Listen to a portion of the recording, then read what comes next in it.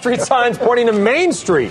We're going across America to meet 3 small business owners to see what they need from Wall Street and Washington.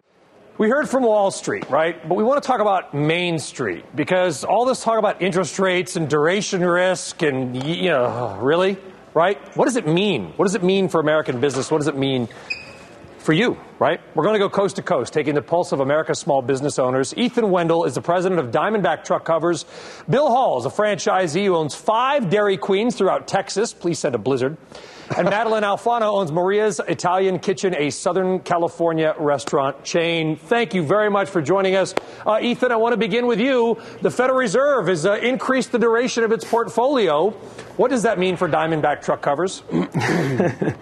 Well, today it doesn't mean anything, and in the most case, it really doesn't. I mean, obviously, we're affected by loan rates. I contacted my bank this morning. We're looking at buying a piece of capital equipment, and I can get a really low rate. That helps. But in the long run, is that really going to change, make or break our year? No, it's not. Our sales, we're looking at a year that's up from last year, pretty typical, not massive growth, not falling off a cliff.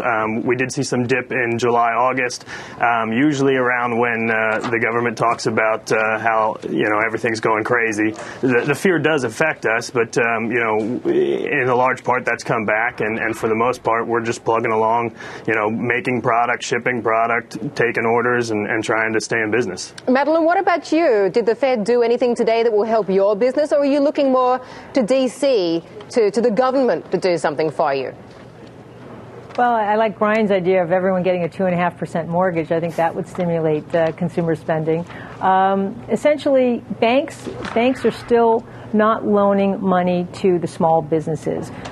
Earlier today, someone mentioned that, there are not credit-worthy businesses out there. Well, because of the economy, many businesses are not showing as great a profit, or maybe even they're flat. And some may show a loss. And so many of the covenants with banks right now, you need to show a profit in 2 quarters.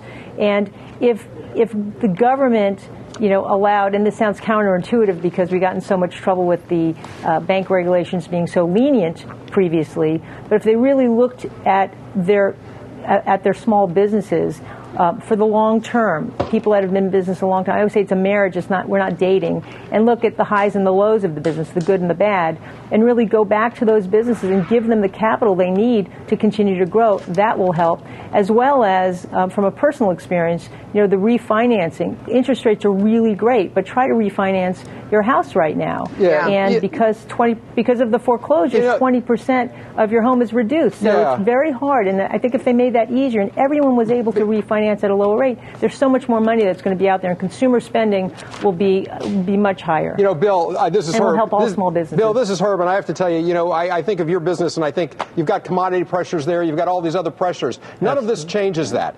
So you sit back, and what do? Do you just muddle through this then? Well, we just do the same thing we've done forever, and that's just hang in there. But it's just this lack of leadership has caused us to have such uncertainty in the franchise industry and in our business that the uncertainty of the health insurance coming down, the uncertainty of the tax issues, the uncertainty of our margins going forward is so difficult to make money. And we're in that class warfare. We're right in the middle. We're not big companies, and we're not little small companies either. So we're trying to make a living here and keep jobs going. And the franchise industry, we're in the training field. We have a lot of entry-level people. So, now there's no credit for franchising. Ethan, I have no idea what your politics are, so hopefully I won't offend you. But listen, every time we hear a speech from the president, he talks about small business, small business, small business, small business. In the last 3 years, has what the government done made it easier or harder to be a small business owner? Certainly not easier. I would agree with what Bill said. Harder. Yeah. Madeline, harder? Oh, yeah, and if you live in California, it's even harder. Yeah, it's very difficult.